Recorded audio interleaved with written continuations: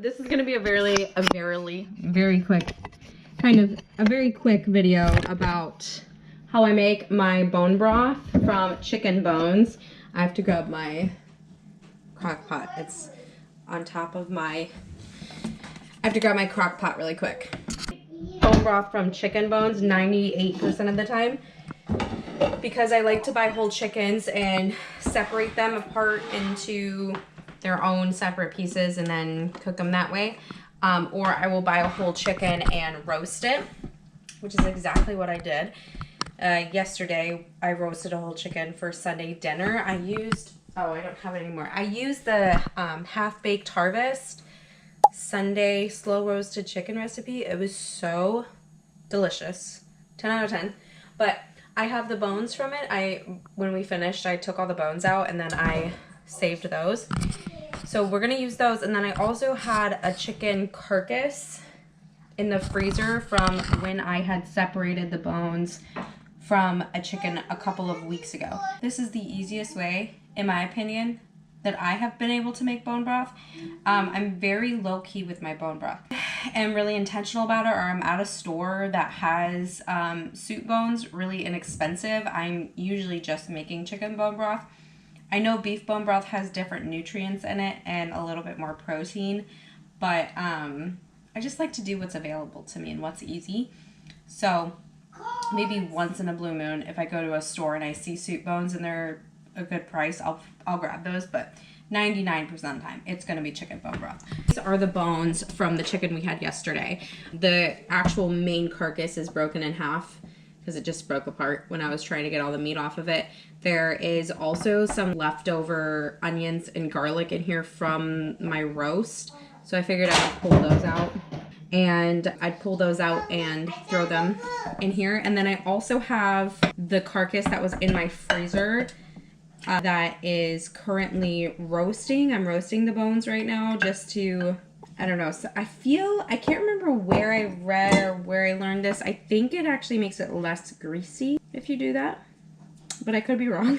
So that should be done. I roasted at 400 for about 30 minutes max, just to give it a little bit of a roast.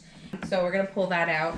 So that is what it looks like. I don't even know if you can see that, but I just have it on some parchment paper. Very low key. I didn't even season it. I just threw it on here and threw it on there, put it in the oven for a little bit, just to give it a little heat. There's still fat on here. I usually leave the fat on the chicken. If I'm cutting it apart for thigh and stuff, I usually leave the skin on the thighs. But I do like a little bit of extra fat in my broth. I think it tastes really good. So I don't usually pull off all the fat. So I'm gonna add this to my chicken. I'm gonna add this to my crock pot.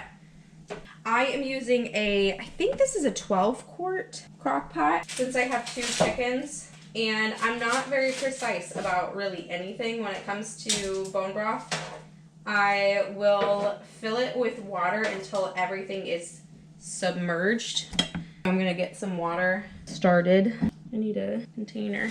I always have thawed bone broth ready to go in the fridge for just drinking in the morning. If you're not a breakfast person, try and just have a cup of bone broth first thing in the morning. It's like a nice hot cup of soup in the morning. And then rice, if you're cooking rice, using that instead. Pasta, kind of the same thing as the rice. And then obviously for really any kind of roasting, I will add bone broth to it. Even if I'm making a beef pot roast, I will add chicken bone broth to it. It just adds a little bit of extra flavor to it, and it's so good for you and so nutritious, and it's a really great way to use up all of the meat and the bones, really that nose to tail cooking. I think you're really missing out on life if you don't have like a good bone broth routine. So here we have some filtered water. I'm pouring that in.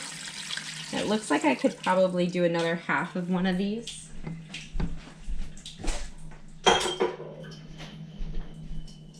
We're gonna add a generous helping of salt. I use Redmond's real salt.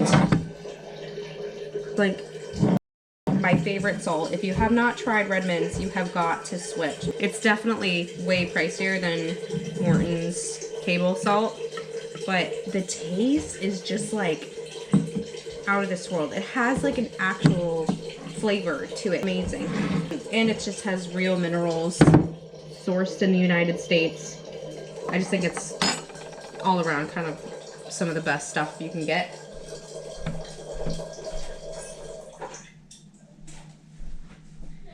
Sometimes I don't even add onions and garlic in here, and I'll just do the salt and the apple cider vinegar, which I haven't mentioned that yet. We've got apple cider vinegar. I'm very low on it, so I'm not going to pour that much in there because I actually want to try to see if I can make more by what's in here. So I'll use that and save that to try to make some more. That's basically all you got to do. I'm going to go in my fridge. So I have like these 2 little tomatoes, cherry tomatoes that are about to go bad. They've like literally just been sitting in the container. So I'm just gonna chop these up, throw them in there. I don't even really know what they're gonna add to it. And then I have this celery stalk. I'll save this for something because I'm sure I could find a recipe that could call for 2 celery stalks. But I will chop off the top and throw that in there. So, and I will throw this all in there. And so you can put whatever mixture of vegetables in there. I like to sometimes I'll keep frozen, like my vegetable scraps, I'll keep them in the freezer. But since it's the winter time right now, I'm not really cooking with a whole lot of fresh vegetables. I cook with like a lot of canned and frozen, so I don't have a lot of scraps right now. Aside from like carrots and celery, that's kind of all we have.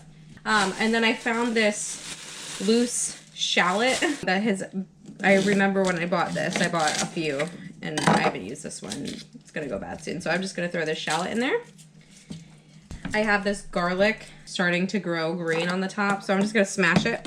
There is also some other garlic in there from the roast chicken. I'm gonna cook it on low for about 24 hours.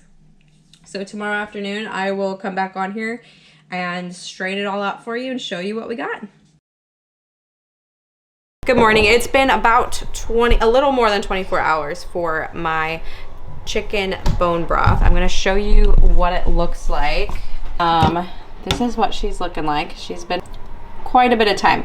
So literally all I'm gonna do is just strain that out into some mason jars and throw.